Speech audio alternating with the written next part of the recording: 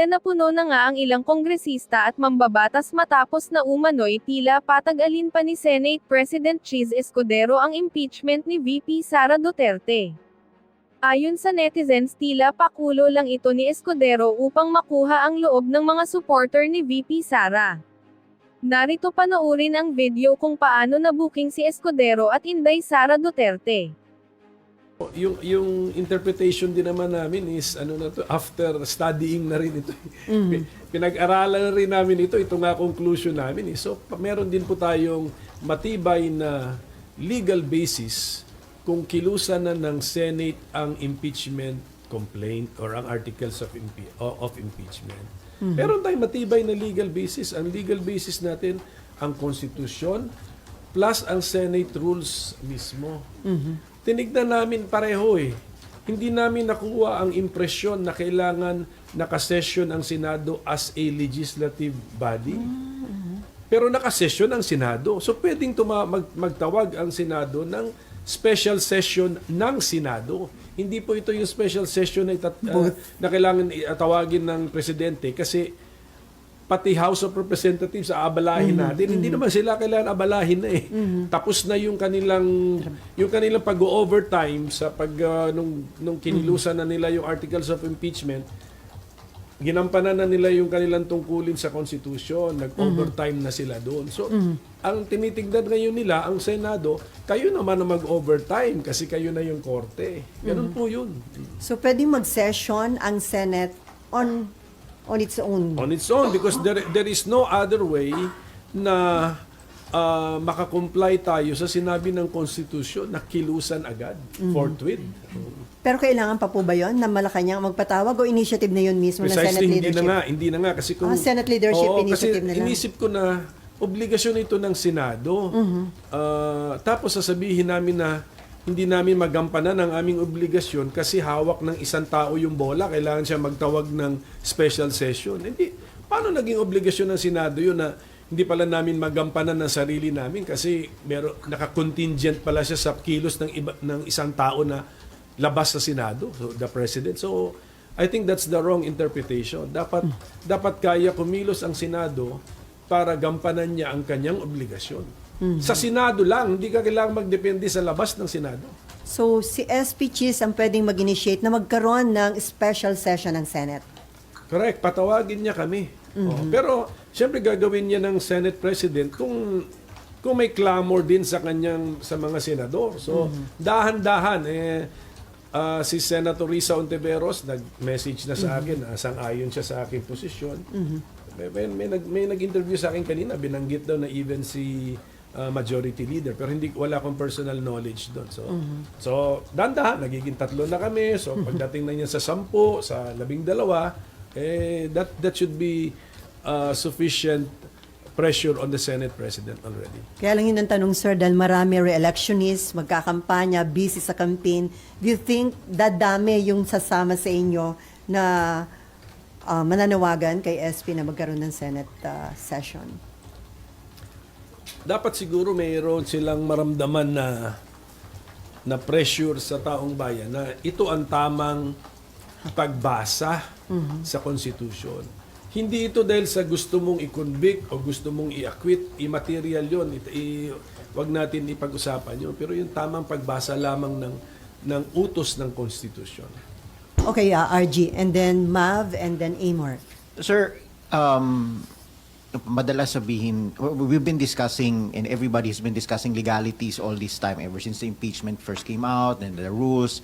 But there's a tendency to forget that impeachment is essentially a political exercise. So, let me ask, ano ba talaga ang mood dito sa Senado ng mga kasamahan ninyo pagdating sa impeachment? Kasi kung nasa mood sila for an impeachment, madali namang, there can be as many interpretations of the law as there are lawyers.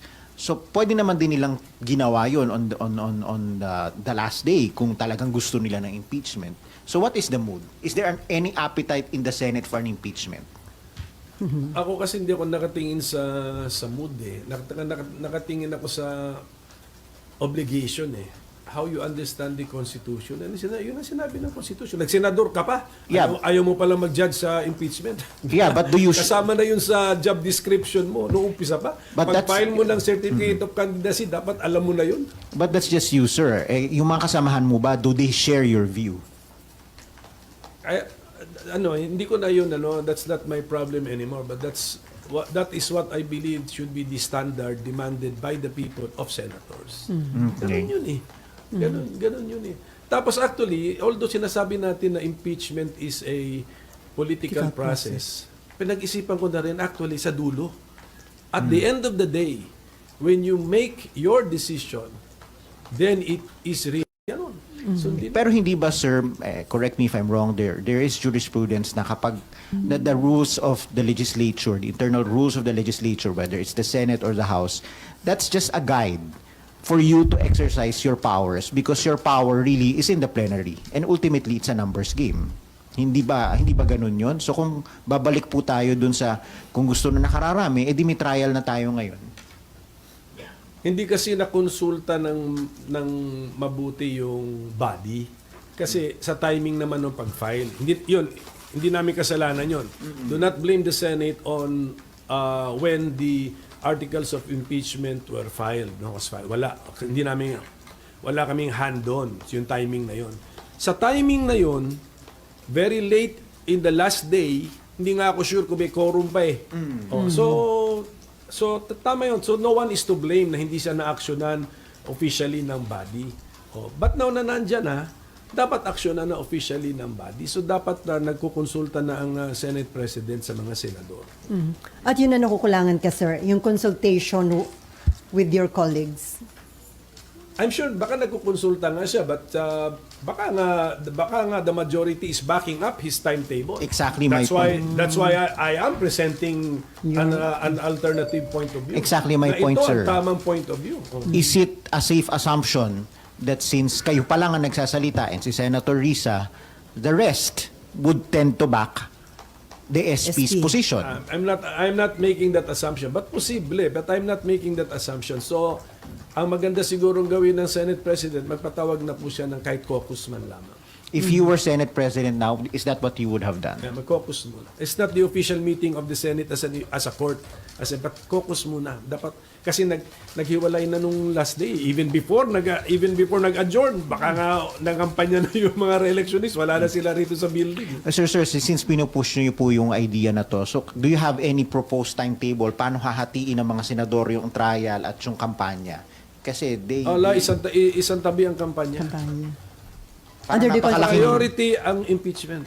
isn't that a very big ask of your colleagues? That's part of the job description. So, in your case, sir, you're willing to sacrifice your campaign? Ganun, tignan mo ha, nung nasa abroad ako nung nag-declare ng martial law si President Duterte. 5 hours pa lang ako dun sa bansang may official mission ako eh. 5 hours pa lang, balik. Part of the job description because we have to convene after nag-declare ng martial law. Ganun talaga. So, sir, possible na kung hindi masunod yung sinasabi yung tamang point of view na dapat gawin ng Senate dito sa articles of impeachment against BP Sara, maaaring marami pang petition na ma-file sa Supreme Court? Pwede. Tsaka criticism.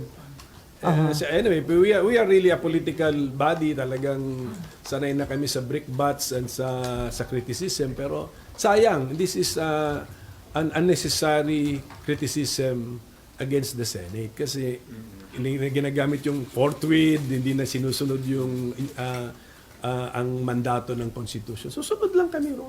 Ang dami namin time eh. Pwede nga ngayong March eh. March. Pwede na mag-start sa March.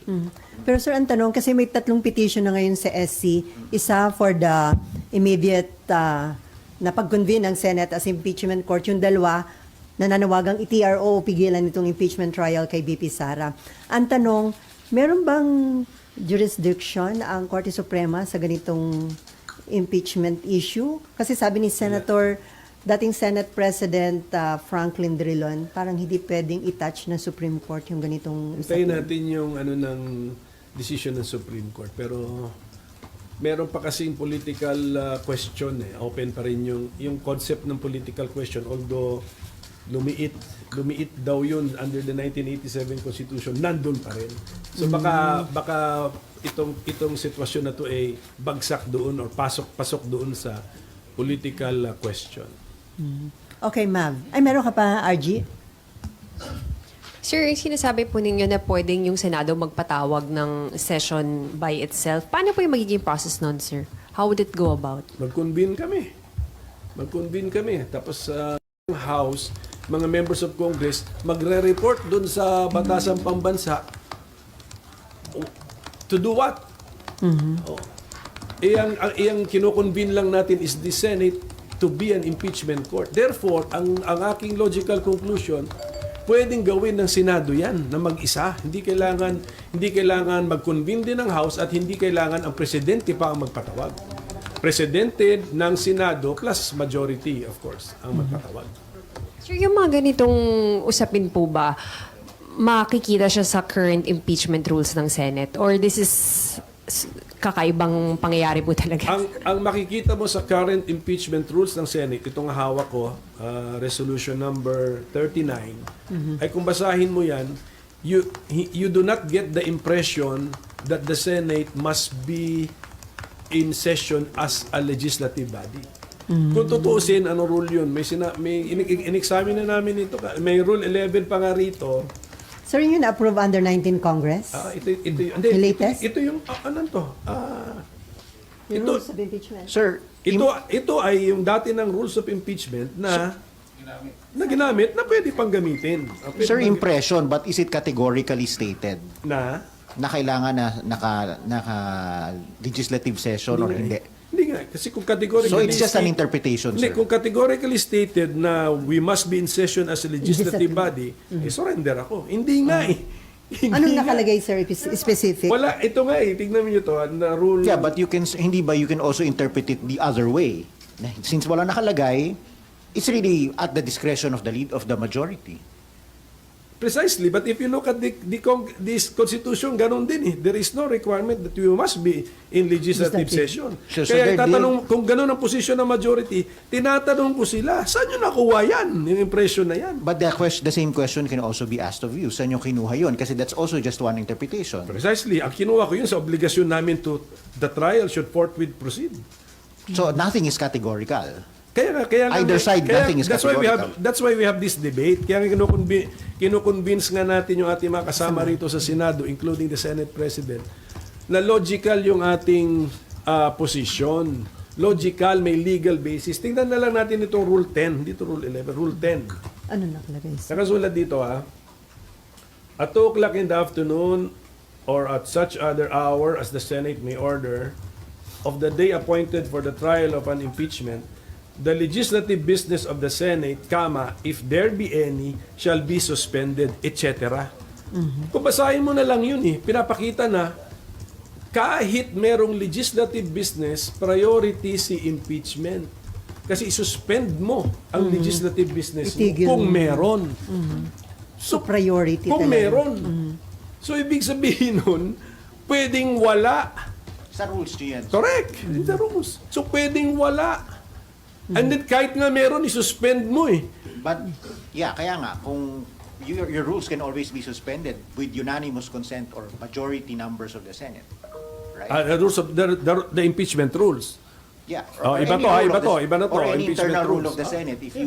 If the majority so decides, you can always suspend it, set it aside, even amend it. Amended, yeah. Pero, as long as hindi pa amended, ano sundin yan namin? yung existing. Yung imagine na, mag-imagine kami na as if amended. Dito muna tayo sa wording of the existing, di ba? Kung how it is written, dito tayo. So all of this taken into consideration, ayaw nila gawin yan ng majority. So ibig sabihin, it stands to reason, ayaw nila ng impeachment. Hindi ko pa masabing ayaw ng majority. Kasi Yeah, but how else do you explain why they do not share your view? Baka yung attention nila nga nasa iba. That's where we're now focusing on this matter. So, and then so that the Senate President can focus every senator's attention on this matter, magpatawag na siya ng caucus. Sir, do you intend to talk to SP about that? Yeah. Kakusapin niyo sa SP? O sabi ko sa SP, sulatan ko pa siya. Sulatan niyo ulit. Sulatan ko ulit. Para siguradong in writing. Okay, ma'am, follow Sir, up. isa lang po. Ng 11. Sige. Yes, Apo. ma'am. Sir, sabi lang po kasi ni SP na baka better na wag muna tayo mag-start kasi ang dami pang question sa SC. Baka mamaya raw po, nagsimula na kayo and then ma-invalidate yung mga gagawin ninyo dahil magdesisyon on the contrary yung SC sa mga petitions po. Ano naman yun, masyado nang maingat yun. That's too cautious an approach. Maganda rin may cautious siya pero not too cautious na pagbasa mo ng Constitution and trial in the Senate shall forthwith proceed. Yung sabi. Yun ang sabi. So, you do not be too cautious na hindi mo sabihin, huwag na ingat tayo rito kasi baka ma-question tayo, huwag muna tayo mag-trial. Huwag muna sa July na natin i-trial. Sirang-sira ang meaning ng forthwith eh. Pero sir, may nangyari na ba in the past na... Meron pa pala itong Rule 11 namin sa existing. To use the party name. Sir, kuha lang ng reaction niyo po. Thank you. Yung kaso namin sa COMELEC was about the leadership of the party. Isira pala ulo nila. Sasabihin nila sa akin na hindi pa nila ako kinikick out sa party. Tapos aangal sila na andun pa sa existing stationery ko yung PDP Laban, di ba? So may karapatan pa kayo, sir, na gamit? Well, under dispute pa yung Sa Supreme Court? yung decision ng COMELEC na sila kusi naman ang nagwagi, under dispute pa sa Supreme Court. So malay natin, marireverse pa yan. But then at the same time, si Kusi mismo sinasabihan ako na hindi naman daw nila ako in-expel sa partido nila. Ayoko lang makasama sila, pero hindi nila ako in-expel. So bakit aangal ngayon sila kung gamit ko pa ang PDP Laban na partido ko namang tunay yan, partido ng father ko at ako nagbumuhay niyan hanggang sa time ng kaso ng COMELEC. Sir, sinabi rin po nila na refrain from misusing the name PDP Laban and misleading daw the Filipino people about your current party affiliation kasi daw po nag-transfer na kayo sa nationalista. Well, yung nationalista certificate of nomination ko, that was with the National Assembly kasi kami ng PDP Laban ko eh. Yung wing ko, yung faction ko pa, yung originals. Nag-National Assembly kami and they gave me permission as well as si Senator Manny Pacquiao na for purposes of the May 2025 elections, we can use another party's CONA. So lahat po yan anticipated na namin yan, lahat po yan covered na po namin. So we are still with PDP Laban. In case we win the case sa Supreme Court, we are ready to assume leadership legally speaking, of our own party. So, sir, But in the meantime, yung paggamit namin ng other parties CONA, allowed by our original faction of the PDP Laban in a National Assembly, very specific, plus alam din po nung hosting party. Alam po. So sir, you are running under what party? Ngayon, Nationalista Party. NP. NP.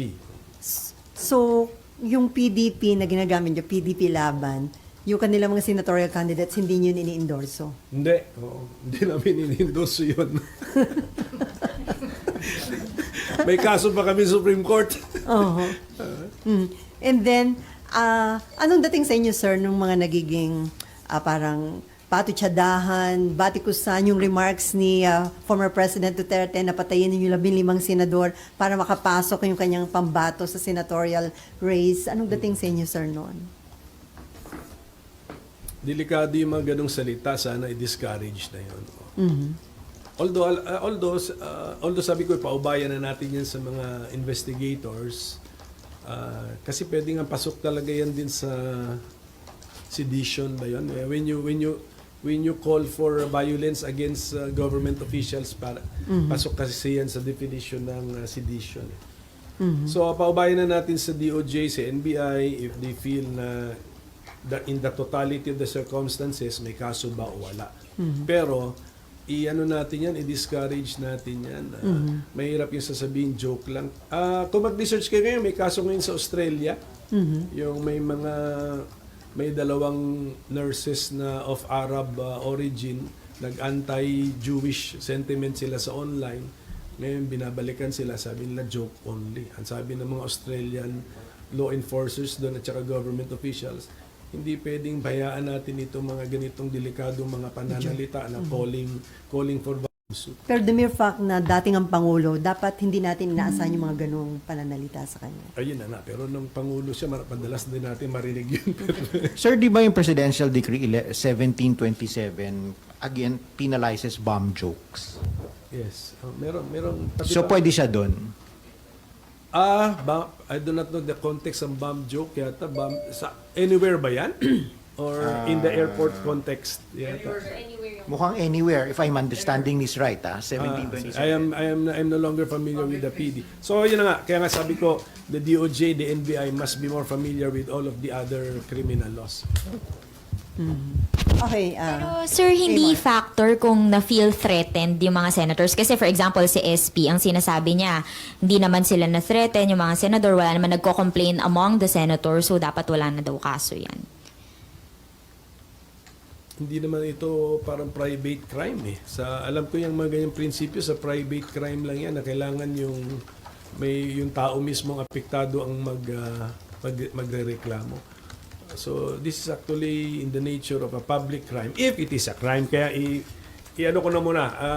Wala akong expertise na doon sa bomb joke law. So PD, ano sabi? Just give us time, i-research din po namin. Pero sana ginagawa na ng DOJ at saka ng NBI yung research. So bagamat sabi niyo dapat dinidiscourage yung ganung mga statement, pero knowing the former president, hindi po kayo na-threatened sa ganung pahayag ng dating Pangulo? Hindi ako threatened na sinabi niya. Ang problema kasi is may mga followers siya eh. May danger, sir. Malay mo, hindi nila alam sa yung iba, hindi joke yun. Sir, nagsabi na po kasi NBI na hindi naman nila iimbestigahan. Hindi ko na ima-micromanage ang NBI. Kung ayaw na ng NBI, so be it. So be it. Pero sir, yung mga negative campaigning, according kasi kay COMELEC Commissioner George Garcia, under Omnibus Election Code, parang inaalaw yon. Do you think it's about time i-amend ang Omnibus Election Code para Ganito. ma-dissuade na yung mga negative campaigning? Yung positive, ito nga, napansin ko na yung negative campaigning noon pa, kaya research ko na yan noon pa, mga 3 elections ago pa o 4 elections ago. Yung positive campaigning, kailangan mo identify sarili mo, di ba? Kunyari, mag-aalalagay ka ng ad o maggagawa ka ng mga printed materials, paid for, then the candidate paid by, then the payor plus the name and address. Dapat ang negative campaign ganun din. Kung sakaling ipi-place ang mga negative campaign, kasi tama siya, pagbasa ko rin ng election code doon, allowed. But, ang problema nila, pinapayagan nila yung mga pailalim na tira eh. Na dapat, pag may negative campaigning ka, ilabas mo na rin. Dapat nandun paid for and paid by. Pero malabo yung paid for. Siguro, paid by. Kasi it's against a candidate. Ilabas. Dapat hindi pwedeng nakatago. Because it is actually allowed. So okay lang na allowed yun, sir. Pero proper na negative campaign. Wag botohin si pwede yun. Pero wag yung mga chismis or whatever libelous. May kaso ka pa rin. Okay. JC. Hi, Sen. Good morning po. Other topic lang po. Yes. SC sets or oral argument on Maharlika Investment Fund po. Sir, Sen, nakatanggap na po ba kayo ng kopya po ng SC Reso with regard po dun sa oral arguments po? Mahal. Yung council namin, mag-meeting na kami. Nakita ko na, nabasa ko na rin yung gusto nila mga topics na i-discuss. Okay. Any other question? Okay. Ma'am. Sir, ano na pong update dun sa kaso po ninyo sa Marikina? Okay. Ang case naman sa Marikina, hindi naman ako yung affected, di ba? Kasi Oo, yung kalaban ninyo. ang na-disqualify si Mayor Marcy Teodoro ng division. So I think he has appealed it sa MR, ang tawag dyan, motion for reconsideration, which is treated as an automatic appeal sa NBank.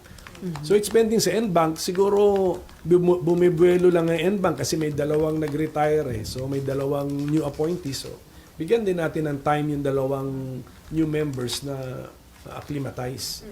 Sir, paano yun kung nakalagay na po siya dun sa balota? Okay lang po yun. Actually, it's safer na nandun ang pangalan kasi mas madali na yung if you are disqualified, sasabihin lang ng COMELEC, we will not count. We will not count your votes, or even if your votes are counted, they will not be given any effect. So, so mas safer yung may andun yung pangalan kaysa sa wala yung pangalan tapos sasabihin ng higher court na hindi pala siya disqualified, hindi mo na mapiprint yun. So that's the more cautious way of doing things, na i-print mo muna lahat ng pangalan tapos may time naman sa dulo pa, kahit ano yung resulta, you can say na walang effect yung boto nung disqualified. Pero Sir, the mere fact na incumbent mayor po itong kalaban ninyo, mabigat po bang kalaban kapag nakaupo yung kalaban sa... Undefeated ito eh. Undefeated. Mabigat dahil he is an undefeated politician in Marikina. Pero hindi yun ang issue. Ang issue rito is in running as a member of the House of Representatives, hawak pa ba niya lahat ng qualifications? Kasi he did something, he moved to another district. Yun eh. He moved this registration to another district. Yun. So pagbalik, na-violate na yung 1-year residency requirement. So anong plano nyo? Paano nyo dadalhin sir yung kampanya nyo? Considering na ang kalaban nyo nakaupong mayor ng Marikina. That traditional way lang of campaigning, winning the hearts and minds of the people. So may track record naman si mayor as mayor, may track record naman ako as public servant, as legislator. Ang tinatakbuhan namin is as legislator. So pwede na. Meron din tayong K At the mere fact na at the mere fact na legitimate na mga taga Marikina kayo, sir. opo. 50 years na po ako dyan sa Marikina. How many voters do you have in Marikina? 100, doon sa District 1, 130,000. Sa buong Marikina would be around 300,000. Sir, may patanong lang si Nympha. Yung request nyo na magkaroon ng caucus yung mga senadora, susulatan nyo po ba si SP Cheese at ano yung subject ng second letter nyo sa kanya? Kung pwede kong ma-personal makausap si Cheese, sasabihin ko na. Pero Hindi yung na sasabihin ko susulat. sa kanya, i-reduce ko pa rin in writing. Okay. So mag-request ako ng caucus para ma-explain niya yung position niya sa mga senators, bigyan niya rin ako ng time, i-explain ko yung position ko. So yun po yung laman ng aking second letter sa kanya. So sir, hanggang ngayon, wala pang initial response si SP doon sa unang letter nyo sa kanya? Wala pa no in writing. In writing, pero nandun na yun. Sinagot na sa yata ako sa press press con. Kaya nga. So ganun na lang. Magsagutan na lang kami sa media. Pero kung nandito siya, sir, kakausapin niyo personally. Okay naman kami ni SP Cheese. SP, andito ka ba ngayon? Pag-akyat, same floor naman kami. Di, bandaanan ko na siya. Okay, any na. additional question? No more? Okay. Sir, there's a new PCO secretary. Yeah. Who I understand is Other staff, dati mong staff. what do you mean? Tinext ko nga siya eh. Sabi ko, ginulat mo naman ako rito. Hindi ko alam na. Si Cesar, kaibigan ko rin yun. Kumpare ko yun. Kasama ko sa National Youth Commission si Cesar. Pero, sure na ba yun? Is that confirmed already? Si Jay? Cesar Chavez already announced. Na si Jay na is the answer. Knowing Jay bilang dating staff, is he qualified for that position? Yes, of course. Kilala nyo rin si Jay, di ba? You know him, and then you work with the giant media company, and he's also Ilocano. Di ba? So you think that was a factor? But I don't think so, kasi si Cesar naman sa Bicolano. So, hindi. It wasn't a factor, pero he's qualified, si Jay. Sir, may implication ba yun? Yung madalas na pagpapalit ng PCO? Parang may problema ba? Baka mahirap i-manage ang opisinang yan. Hindi ko alam eh. Wala akong personal knowledge sa politics ng mga ng media eh. So baka mahirap patakbuhin yung opisina na yan. Kasi actually ang PCO kasi parang pinagsasamang iba-ibang, 'di ba? Napansin natin sa budget process 'yan eh. Iba-ibang mga opisina pinagpilit na pinagsasama sa isang departamento. So, I hope si Jay can do it with his pleasing personality, i-PR niya lahat 'yan, pagtiyagaan niya lahat 'yan. So, hintayin na lang natin. We wish him all the best, no. And then the new, DOTR Secretary, sir. Sa tingin nyo madali makakalusot yun sa CA? Sa Si tingin ko. dating staff din ng mga dating staff. Nila Alan naman yan. Yeah, so basta alam ni Vince yung pinapasok niya. I mean, ganun din yan. Parang same nature na like a PCO yan kasi iba-ibang air, rail, ang dami. land, water, transportation, sea. Iba-iba rin. So iba-ibang disciplines. So we wish the new members of the President's Cabinet, we wish them all the best kasi isang bansa lang naman tayo. So we want our government to succeed because our country will also benefit and our people. So, Ay, sir, starting today, in-implement na yung National Food Emergency ba yun? disposal, the movement of those na nakastock. Pamigay na yan or ipamigay or ibenta na yan at very affordable prices habang pwede pa siya sa fit for human consumption pa. Pero ito lang po yung aking bigla ko lang itong naisip eh. Yung presyo ng bigas sa merkado, hindi ba parang artificially high din siya? Bakit ko nasasabi yun? Maraming mga pinamimigay na bigas eh. Pinamimigay yung mga bigas. Tingnan niyo yung mga politiko. Ano mga pinamimigay nila? Bigas. Ibig sabihin nun, marami sigurong supply ng bigas. But how come the market prices are still high? Dapat yan pababa. Kung maraming supply. Binibigay na nga eh. So, I hope that the DA will take a look into So may this. nagsasamantala, sir. Hindi ko nga alam eh, but there's something wrong. There's something wrong. Dapat yan naturally, kung talagang free market forces yan, dapat yan bumababa. Kasi ang pinamimigay na po ng mga politiko, puro bigas. Therefore, ang daming bigas. Sir, wala bang danger na yung ilalabas ng NFA na nasa mga warehouse nila, bilhin din naman ng ilang mga unscrupulous trader at siyempre mababa nilang mabibili. Yan, iba na yan. Bantayan na lang na mabuti. Yan na, ginagawa natin lahat ito to release the stock na nasa NFA warehouses para mabenepisyuhan ng ating mga kababayan. Yan, DA na yan, dapat DA. Tapos, when we free this space sa warehouse, may pera tayong binigay sa NFA to buy now from Filipino farmers. Yung new stock. That's the idea. Ultimately, pinapabenefit natin Filipino farmers and the Filipino consumer. Dapat gano'n. So dapat ang DA has to do something about the discrepancy na binanggit nyo. Na daming bigas pero yung Daming bigas. Nataas ang presyo. presyo napakataas. Nataas ang presyo. There's some, unless na overstate ko yung observation ko, but that is my observation. Pinamimigay na po ang bigas.